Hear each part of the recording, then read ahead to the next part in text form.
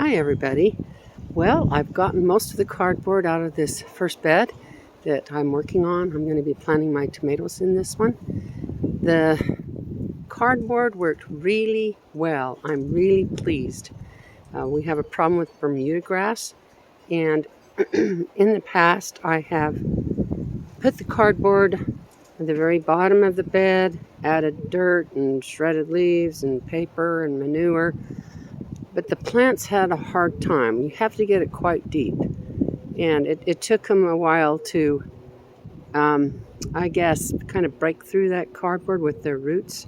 So it depends on what you put in a bed when you put the cardboard on the bottom. But putting on the top during the winter is a win. There is not one sign of Bermuda grass. Now, of course, the sun is shining.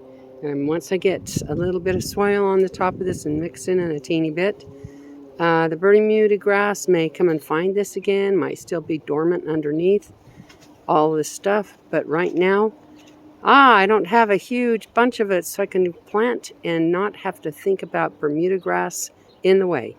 So I highly recommend putting this on top of your beds in the fall. Like you can see, I layered with shredded paper and I had chicken manure.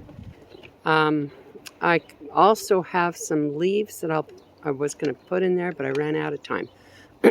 Anyway, this really worked. I'm so excited. So what I've been doing with the cardboard is I've been putting it in my pathways. You can see my kitty walking down the one I've almost finished.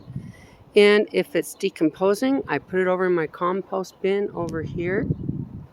I'll be putting grass clippings on that tonight. That's what I used last year too. So, yes, it worked really well. I'm excited. Anyway, that's it for now. Bye.